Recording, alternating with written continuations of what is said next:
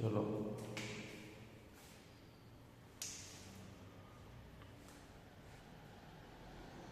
Chapter 8 છે તમારો, બરાબર. ચલો એમાં અંગ્રેજ શાસન સમયની શિક્ષણ અને સમાજ વ્યવસ્થામાં આપણે આગળના ભાગ જોયા. હવે જોવાનું ઉચ્ચ અને ટેકનિકલ શિક્ષણ, બરાબર.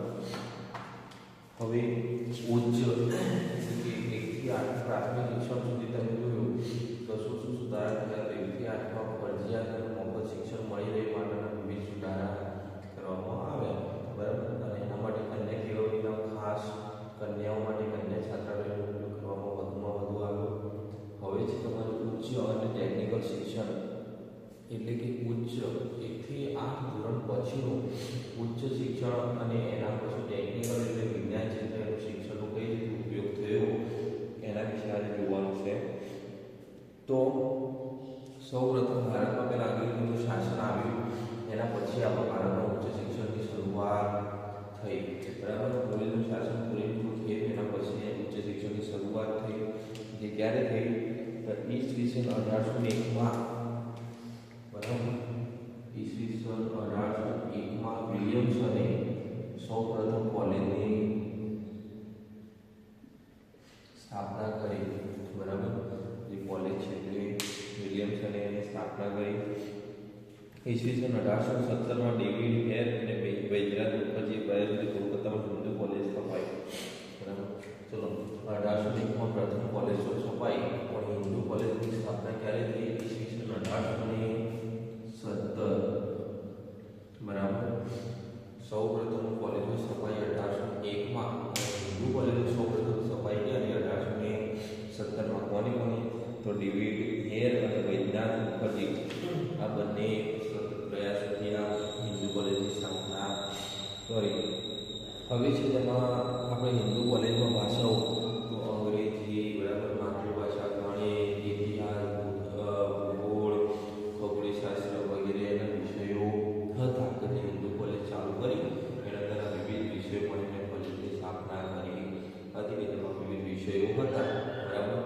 ચલો હવે એના પછી 1855માં પ્રેસિડેન્સી કોલેજ તરીકે ઓળખાઈ આ જ કોલેજ.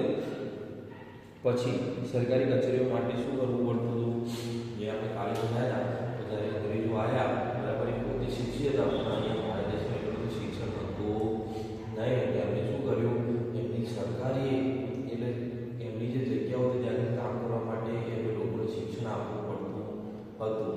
એના માટે એમણે શું કર્યું કે એમની જે સ્થાપના કરી હતી, તો જે સરકારી કર્મચારીઓ નિમણૂક થાય ભારતના લોકોની, એ બધા કેવા હોવા જોઈએ? શિક્ષિત. અને એટલા માટે એમને 1855 પછી એમને શું કર્યું? દરેક કર્મચારીઓ માટે શિક્ષણ ફરજિયાત કર્યું, જેના કારણે શિક્ષણ મેળવે અને પોતે પોતાના રોજગારમાં જોડી શકે, બરાબર. ચલો પછી 1780માં કોલકાતામાં મદ્રેસા અને ટેકની ઈસવીસન 1751 બનારસ સંસ્કૃત કોલેજની સ્થાપના કરી, બરાબર. 1780માં કોલકાતા અને 1791માં બનારસમાં સંસ્કૃત કોલેજની રચના થઈ, જેમાં ખાલી શું હતું? સંસ્કૃત જ હતું. આપણી મુખ્ય ભાષા પહેલાં શું હતી? સંસ્કૃત હતી, બરાબર. પણ અંગ્રેજોએ જ્યારે સ્થાપના કરી હતી ત્યારે સંસ્કૃત કોલેજની સ્થાપના કરી ન હતી. એમને સૌપ્રથમ 1801માં એમની અંગ્રેજી કોલેજની એટલે કે યુરોપિયન સંઘની કોલેજની સ્થાપના કરી. પછી 1817માં હિન્દુ કોલેજની સ્થાપના થઈ અને પછી 1823માં કોલકાતામાં અને કોલેજની સ્થાપના કરી, બરાબર છે.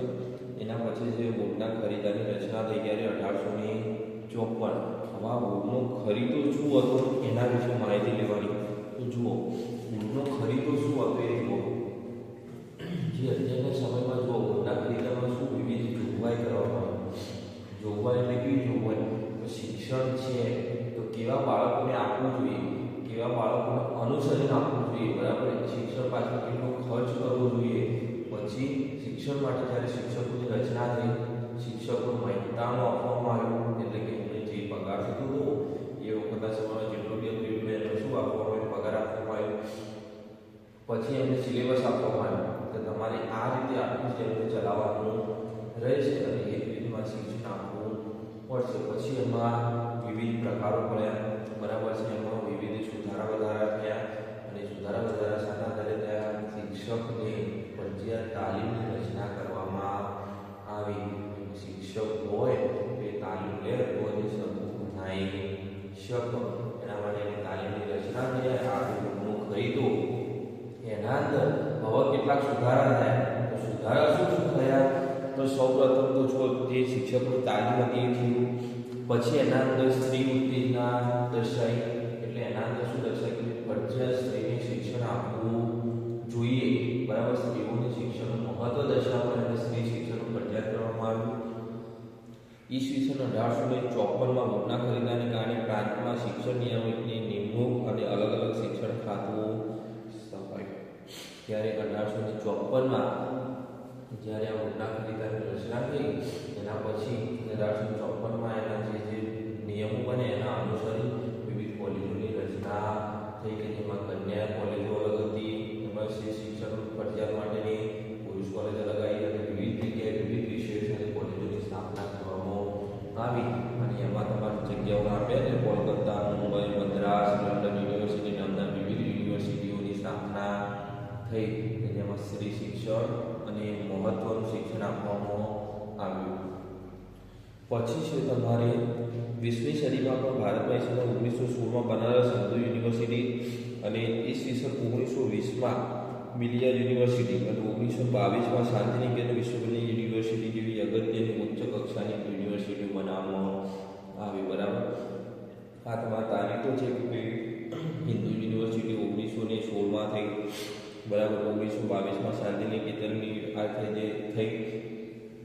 તો એ બધી અલગ અલગ તમારી યુનિવર્સિટીઓ છે. પણ એક વસ્તુ યાદ રાખવાની, બરાબર. તો જે યુનિવર્સિટીઓ અંગ્રેજો હતા 1947માં આપણો દેશ આઝાદ થયો ત્યાં સુધી અંગ્રેજોએ કુલ 16 યુનિવર્સિટીઓ વસાવી હતી, બરાબર. સૌપ્રથમ હિન્દુ યુનિવર્સિટી સ્થાપી, શાંતિનિકેતન સ્થાપી, આ બધી 1916 સ્થાપી. પરંતુ જ્યારે 1947 દેશ આઝાદ થયો ત્યાં વખતે કુલ આપણા ભારતમાં કેટલી યુનિવર્સિટીઓ હતી? 16 યુનિવર્સિટીઓ હતી, બરાબર. અને એ વખતે 16 યુનિવર્સિટીઓમાં વિપુલ પ્રમાણમાં એનો ઉપયોગ થતો હતો નહીં, કેમ કે લોકો શિક્ષણ તરફ આગળ વધ્યા ન હતા, બરાબર. આ છે ગુણના ખરીદો અને શિક્ષણ માટેની વિવિધ પ્રણાલી, બરાબર. એક વર્ષ પહેલા 1820માં સૌપ્રથમ કોલેજ શરૂઆત થઈ, 1870માં હિન્દુ કોલેજ શરૂઆત થઈ, 1947 સુધી કુલ કેટલી હતી? 16 કોલેજોની 16 યુનિવર્સિટીઓ હતી. કોલેજોની સ્થાપના થયેલી હતી 1947 સુધી. પછી એમાં સ્ત્રી શિક્ષણ એના માટે વિવિધ કોલેજોની પણ સ્થાપના કરવામાં આવેલી હતી. હવે આવે છે તમારું વ્યવસાયિક શિક્ષણ. વ્યવસાયિક શિક્ષણ એટલે એવું શિક્ષણ કે જે વ્યવસાય સાથે જોડાયેલું હોય. તમારે કોઈ પણ કામ કરવું હોય, વ્યવસાય કરવો હોય તો શિક્ષણ મેળવવું ફરજિયાત હોય. તમને એનું જ્ઞાન ના હોય તો વ્યવસાય તમે કરી શકો નહીં. કોઈ તમને તમારે હીરા ઘસવા બેસવું હોય તો ડાયરેક્ટ તમે અહીંયાથી જાઓ એટલે તમને તરત હીરા ઘસતા આવડી જાય ને. એના માટે તમારે શું કરવું પડે? તાલીમ લેવી પડે, શીખવું પડે, ત્યારે તમે એ કામ કરી શકો. કોઈ પણ કામ જ્યારે તમે જુઓ છો ત્યારે તમને ખબર પડે, ડાયરેક્ટ ખબર પડતી નથી. તો વ્યવસાયિક શિક્ષણ એટલે કામ કરવા માટેનું શિક્ષણ. તો એના માટે આપણે શું હતું? તો 1854માં વૂડના ખરીદામાં વ્યવસાયિક શિક્ષણ આપણને જોગવાઈ હતી, બરાબર. જે વૂડનો ખરીદો મેં કીધું તમને વિવિધ બંધારણ નિયમો બનાવવામાં આવ્યા, એના અંદર વ્યવસાયિક શિક્ષણની જોગવાઈ હતી. કેમ? કેમ કે અંગ્રેજો બહારથી આવ્યા હતા, એમના એનું શિક્ષણ ફાવતું ન હતું, એના લોકોને એનું શિક્ષણ ફાવતું નહોતું. તો એના માટે એમના જોડે કામ કરવા માટે એમને કીધું અમારા જોડે કામ કરવા માટે તમારે આ શિક્ષણ લેવું પડશે. તો 1854માં વૂડના ખરીદામાં પણ એની જોગવાઈ હતી. પછી વ્યવસાય સાથે સંકળાયેલ 20મી સદીમાં અસ્તિત્વમાં તમને વિવિધ યુનિવર્સિટીઓ આવી. એમાં બેંગ્લોર છે, બરાબર છે. બેંગ્લોરની ઇન્સ્ટિટ્યૂટ ઓફ સાયન્સ, કલકત્તાની બોધ સંશોધન કેન્દ્ર, દહેરાદૂનમાં જંગલ ખાતા સાથે સંશોધન કેન્દ્ર, દિલ્હીનું ખેતીવાડી કેન્દ્ર, આમ વિવિધ ઇજનેરી વિદ્યા, આ બધા અલગ અલગ વ્યવસાયને અનુસરી તેમણે યુનિવર્સિટીઓની સ્થાપના કરી, બરાબર. કેમ? 1854માં જ્યારે વૂડના ખરીદાની રચના થઈ એ વખતે જોગવાઈઓ અનુસરી તેમણે વિવિધ કામ માટેની વિવિધ યુનિવર્સિટીઓની સ્થાપના કરી. જેમ કે બેંગ્લોરમાં ઇન્સ્ટિટ્યૂટ ઓફ સાયન્સ કર્યું કે જેના અંદર શું કર્યું? સાયન્સ માટેના વિવિધ પ્રયોગો ચલાવતી એમની ઇન્સ્ટિટ્યૂટ ખોલી. પછી છે કોલકાતામાં બોજ સંશોધન કેન્દ્ર, જે હાલ પણ છે. એ શું કરવા માટે આવ્યું? સંશોધન કંઈક નવું સંશોધન કરવા માટેનું કેન્દ્ર સ્થાપવામાં આવ્યું. અને એવા જે વિદ્યાર્થીઓ હતા, એવા જે માણસો જેને સંશોધનમાં જવું હોય એના માટે આખી અલગ યુનિવર્સિટીની સ્થાપના કરવામાં આવી. અને એ જ રીતે છે દહેરાદૂનમાં જંગલ ખાતા સાથેની, બરાબર, જંગલ ખાતું હોય તો એનો વ્યવસાય કરવો હોય તો એના માટેની અલગ યુનિવર્સિટી સ્થાપી. એ રીતે અલગ ઇજનેરી વિદ્યા એટલે એવી વિદ્યા કે જે આપણે હાલના સમયમાં કહીએ ડૉક્ટર, બરાબર, એના માટેની અમે વિવિધ યુનિવર્સિટીઓ સ્થાપી. તો આ હતું અંગ્રેજોએ જ્યારે વ્યવસાયિક શિક્ષણ માટે કઈ યુનિવર્સિટીઓ અને ક્યારે સ્થાપી. મેં આપણે એક જ તારીખે આપણે 1854માં રૂના ખરીદાની જોગવાઈ અનુસરી અને વિવિધ વ્યવસાય માટે વિવિધ યુનિવર્સિટીઓની સ્થાપના કરી. હવે છે સ્ત્રી શિક્ષણ, બરાબર. ચલો, સ્ત્રી શિક્ષણ આપણે કાલે ભણી ગયા. તો સ્ત્રી શિક્ષણ એટલે શ્રીરામપુરથી સ્ત્રી શિક્ષણની શરૂઆત થઈ હતી. આપણે જોયું 1813માં સ્ત્રી શિક્ષણની સૌપ્રથમ શરૂઆત કરવામાં આવી હતી, બરાબર. 1813માં કાલે ભણી ગયા સ્ત્રી શિક્ષણ, બરાબર. પછી બંગાળ સ્ત્રી શિક્ષણ સૌપ્રથમ બંગાળ, મુંબઈ, મદ્રાસ વિવિધ સ્ત્રી પાત્રીઓની અને કેટલીક કમિશનો કન્યા શિક્ષણ આપી સંસ્થાઓની સ્થાપના કરી. એટલે કે આ વિવિધ જગ્યાએ જેમ કે મુંબઈ, મદ્રાસ વિવિધ જગ્યાએ શું કર્યું?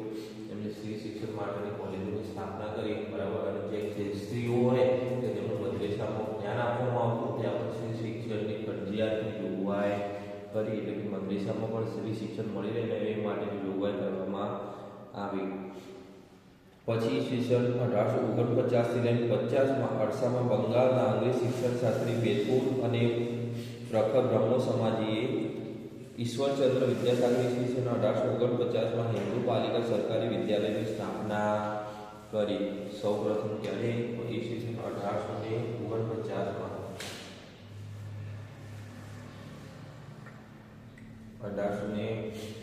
1849માં હિન્દુ ઈશ્વરચંદ્રએ, બરાબર, હિન્દુ બાલિકા સરકારી વિદ્યાલયની સ્થાપના કરી. અને એમાં એમને સ્ત્રી શિક્ષણનો પાયો મજબૂત કરવામાં આવ્યો, બરાબર.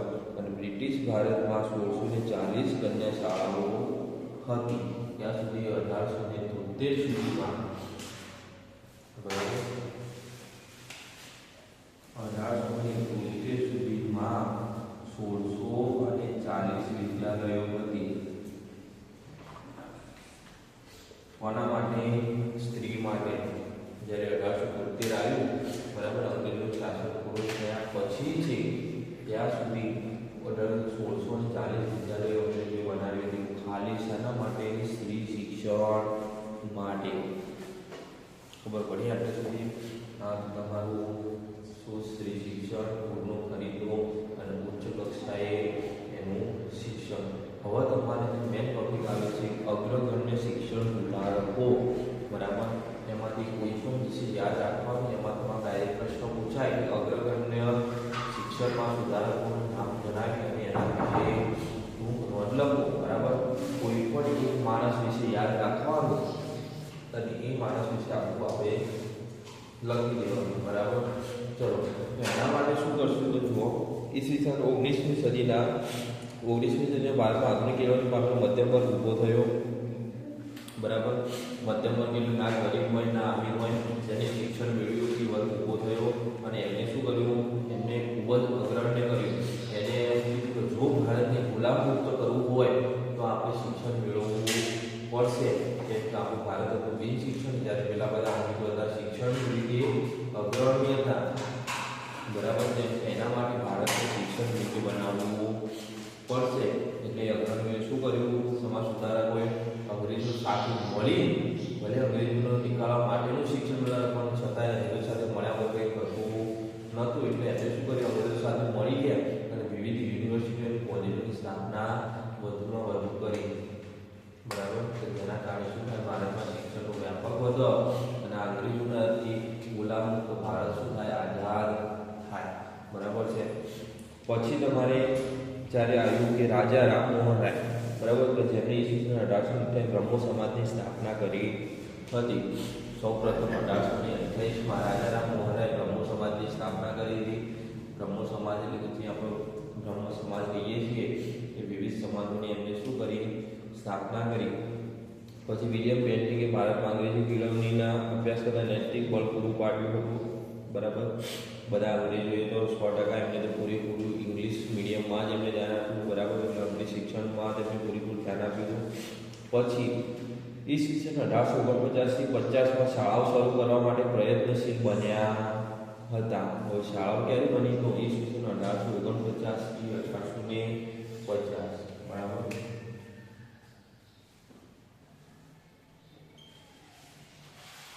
જ્યારે શાળાઓની રચના કરવામાં આવી તો જે આ તમે શાળાઓ ભણો છો એ પછી શાળાઓ રચાઈ 1849માં થઈ. બરાબર, તો જેમાં એક અલગ જ જગ્યાએ બધા છોકરાઓ આવો અને ત્યાં આગળ શિક્ષક દ્વારા શું કરવામાં જ્ઞાન આપવામાં આવે છે. પછી મહારાષ્ટ્રમાં મહાદેવ ગોવિંદ રાનડે અને તેમના પત્ની રામબાઈ રાનડે કન્યા શાળાની વિધવાઓ માટેની શું કર્યું? વિવિધ શાળાઓની સ્થાપના કરી. એ જ રીતે જ્યોતિરાવ ફૂલે અને તેમના પત્ની સાવિત્રીબાઈ ફૂલે, બરાબર, જેના વિશે તમે જાણો, એમને પણ કન્યા કેળવણી અને વિધવાઓની કેળવણી માટે પ્રયત્નો કરી શાળાઓની સ્થાપના કરી. બધાએ જુઓ, ખાલી નામ યાદ રાખવું, બધાને યાદ રાખવાના. પછી અમદાવાદમાં 1850માં હર્ક શેઠાણીએ છોડીઓની, બરાબર, છોડીઓની નિશાળ નામે કન્યાની સ્થાપના કરી. કન્યા શાળાની તેમ છોડીઓ એટલે આપણે છોકરીઓને છોડીઓ કહીએ એટલે એમની પાસે છોડીઓની નિશાળ નામે કન્યા શાળાની સ્થાપના કરી. આમ વિવિધ જે સુધારકો આવ્યા એમની શાળાઓની રચના કરી, જેમાં શિક્ષણ એટલે મેન કન્યા શાળા અને શિક્ષણ ઉપર ભાર આપવામાં આવ્યો હતો. પછી કેટલાક દેશી રજવાડાઓએ શિક્ષણ છે નમૂનારૂપ કહી શકાય તેવું કાર્ય કર્યું. વડોદરામાં મહારાજા સયાજીરાવ ગાયકવાડ પોતાના રાજ્ય વડોદરામાં 1901માં મફત, ફરજિયાત અને સાર્વત્રિક પ્રાથમિક શિક્ષણની જોગવાઈ કરી. સૌ પ્રથમ 1901માં, બરાબર, ક્યાં? વડોદરામાં, બરાબર, સયાજીરાવ ગાયકવાડ તો જેમને શું કર્યું? સૌ પ્રથમ મફત, ફરજિયાત 1901માં મફત, ફરજિયાત અને સાર્વત્રિક પ્રાથમિક શિક્ષણની જોગવાઈ કરી. બરાબર છે. ચલો, હવે તેમના પત્ની ચિમનાબાઈ ગાયકવાડે દલિત વિદ્યાર્થીઓને વિદેશની યુનિવર્સિટીમાં ભણવા જવા માટે શિષ્યવૃત્તિ આપવાનો કાયદો કર્યો.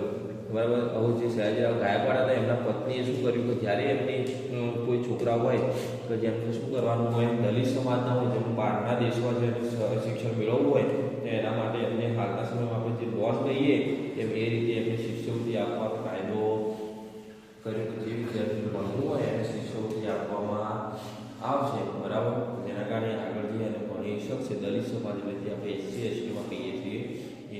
બરાબર છે. તો આ રીતે વિવિધ મફત અને ફરજિયાત શિક્ષણની જોગવાઈઓ કરવામાં આવી. બરાબર, આપણે સુધી ખબર પડી. વિવિધ નામ રાખીને એમને ખાલી કન્યા શાળા, મોસ્ટ ઓફ બધાએ કન્યા શાળાઓનો ભાર આપવામાં આવ્યો હતો એ સમયમાં. પછી જ્યારે જેમ જેમ સરકાર બદલાઈ એમ કન્યા શાળાનું મહત્વ ઘટ્યું અને ફરી પાછું હાલ કન્યા શાળાનું મહત્વ શું છે? પાછું વધી ગયું. બરાબર, આ છે તમારો આટલું છે.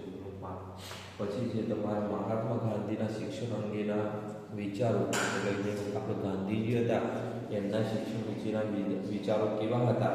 તેના માટે મહાત્મા ગાંધીએ સ્વાતંત્ર્ય સંગ્રામની સાથે સાથે શિક્ષણ પુરવઠા પર ભગીરથ કાર્ય કર્યું હતું. એમની શિક્ષણ યોજના 1937માં વર્ધા શિક્ષણ યોજના તરીકે જાણીતી છે. ગાંધીજીએ જે શિક્ષણ યોજના બનાવી એનું નામ શું હતું? વર્ધા,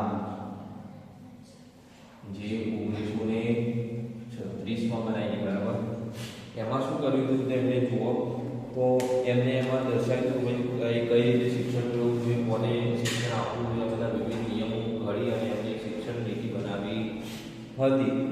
પછી ડૉક્ટર ઝાકીર હુસેનના વડપણ હેઠળ તેમની એક શિક્ષણ સમિતિની રચના કરી હતી. તેમના મતે સાક્ષરતા એ શિક્ષણનું અંત કે પ્રારંભ નથી, તે તો માત્ર એક સાધન છે કે જેના દ્વારા પુરુષ અને સ્ત્રીઓ શિક્ષિત કરી શકાય છે. બરાબર, સાક્ષરતા એ કોઈ પ્રારંભ કે અંત છે નહીં, પણ એના કારણે આપણે એક સમાજની રચના કરી શકીએ છીએ. બરાબર, જો ભણેલો શિક્ષિત સમાજ હશે તો એ ગમે ત્યારે આગળ આવવા માટે મદદરૂપ બનશે. બરાબર, તો પછી એમને કેટલાક સુધારા વધારા કર્યા, જેમ કે જુઓ તમે બુનિયાદી શિક્ષણ, વર્તા શિક્ષણ યોજના, પાયાની કેળવણી, ઉદ્યોગ શિક્ષણ જેવા શૈક્ષણિક વિચારને અમલમાં મૂકી ભારતીય શિક્ષણ પ્રણાલીને ટકાવી રાખવા પ્રયત્નો કર્યા હતા. બરાબર. બુનિયાદી શિક્ષણ, વર્ધા શિક્ષણ, કેળવણી એટલે બેઝિક એજ્યુકેશન, ઉદ્યોગ શિક્ષણ જે અંગ્રેજોએ કર્યું હતું. બરાબર. વ્યવસાયિક આધારિત એમ જ એમને વિવિધ વ્યવસાયના આધારે વિવિધ શિક્ષણ માટે શરૂઆત કરવાને અમલમાં પ્રયત્નો કર્યા હતા. બરાબર છે. પછી ગાંધીજીનું માનવું એવું હતું પ્રચલિત શિક્ષણ એ વિદ્યાર્થીનું યોગ્ય જીવન વ્યર્થ કરવામાં અને તેમને રોજગારી અપાય તે નિષ્ફળ નીવડતું નથી. એટલે એમનું એવું માનવું હતું જો તમે શિક્ષણ મેળવ્યું હોય તો રોજગાર મેળવવા માટે, પરંતુ જો તમને રોજગાર મળતો નથી તો એ તમારું શિક્ષણ એ નિષ્ફળ હોય એવું બનતું નથી. એ શિક્ષણ તમારું કાયમ માટે કામમાં આવવાનું છે. બરાબર. તમે જેમ નોકરી માટે ભણતા હોય પરંતુ નોકરી ના મળે તો તમારું ભણેલું વ્યર્થ જાય એવું હોય નહીં. તમારું ભણેલું કંઈક ને કંઈક કામમાં આવવાનું. એમનું કદી એવું હતું કે ભાઈ જ્યારે કોઈ રોજગાર માટે કરતા રોજગાર ના મળે તો એ શિક્ષણ કદી નિષ્ફળ જતું નથી. તેઓ પાયાના શિક્ષણને સ્થાયી અને વ્યવસાયલક્ષી આપવાના મતના ક્રમમાં હતા કે એમને શું કર્યું કે પાયાનું શિક્ષણ આપીને વ્યવસાયલક્ષી શિક્ષણ આપવું જોઈએ. પછી ઈસવીસન 1937માં હિન્દના મોટાભાગના પ્રાંતોમાં તેમની યોજના પ્રમાણેની શાળાઓ અસ્તિત્વમાં આવી અને સાથે સાથે એમણે શું કર્યું સ્વાતંત્ર્ય સંગ્રામની પણ શરૂઆત કરી હતી. અને ઈસવીસન 1920માં ગુજરાત વિદ્યાપીઠ અમદાવાદની સ્થાપના કરી. જે ગુજરાત વિદ્યાપીઠ કહીએ, બરાબર, 1920માં એની સ્થાપના કરવામાં આવી. બરાબર. કયા નિયમ હેઠળ? તો એમની જે શિક્ષણ પ્રણાલી બનાવવામાં આવી હતી, બરાબર, એ શિક્ષણ પ્રણાલીને અનુસરી એમને શું કર્યું ગુજરાત વિદ્યાપીઠની રચના કરી ઈસવીસન 1920માં. અને આ વિવિધ યુનિવર્સિટીઓ એમને સ્થાપી અને સાથે સાથે એમને શું કર્યું સ્વાતંત્ર્ય સંગ્રામની પણ શરૂઆત કરી. બરાબર. વિદ્યાર્થીઓને શિક્ષણ આપવા ઝુંબેશ ચલાવી, જેમાં ટક્કર બાબા જુગાદરા, પૂર્ણિમા બહેન અને વિવિધ મુખ્ય જોડાણા. એટલે આ બધું એમને સ્થાપિત કરવું, શાળાઓ સ્થાપી, કોલેજ સ્થાપી, પણ એમને શિક્ષણ એટલું પ્રભુત્વ નહોતું. જ્યારે કોઈ બાળકો મોકલવા તૈયાર હતા નહીં, તેમને ગામડે ઘર ઘર જઈ તેમની સાથે વિવિધ સુધારકો જોડાઈ અને શિક્ષણનું મહત્વ સમજાઈ અને શિક્ષણ મેળવવા માટે આગ્રહ કરવામાં આવ્યો, જેથી ભારત દેશ શિક્ષણ તરફ આગળ વધી શકે. બરાબર. એકલી શાળા બનાવી દઈએ તો કોઈ વિદ્યાર્થી આવી જાય નહીં, પણ ત્યાં આવવા માટે વિવિધ સંચાલકોની જરૂર હતી. આ જે શિક્ષણનું મહત્વ એવું એવું શિક્ષણનું મહત્વ હતું નહીં. બધાને એમ હતું કોઈ મારું બાળક ખાલી કામ કરે એટલે ઘણું. તો એના માટે એમને શું કર્યું શિક્ષણ વિદ્યાર્થી બધી સ્થાપિત કરી, પણ એના માટે એમને વિવિધ જગ્યાએ જઈ અને બાળકોને શું કર્યું સુધારકોની માહિતી આપી, શિક્ષણની માહિતી આપી, શિક્ષણની શું થાય વિવિધ એની માહિતી પૂરી પાડી. બરાબર. હવે તમારે રવિન્દ્રનાથ ટાગોર આવે છે, જે આપણે નેક્સ્ટ વાર જોઈશું. બરાબર. રવિન્દ્રનાથ ટાગોરે કેટલાક સુધારા કર્યા અને પછી તમારી છેલ્લી છે સ્વામી વિવેકાનંદ. બરાબર. આ બંને તમારી શિક્ષણ પ્રણાલીમાં શું કર્યું એના વિશે આપણે અભ્યાસ મેળવીશું. બરાબર.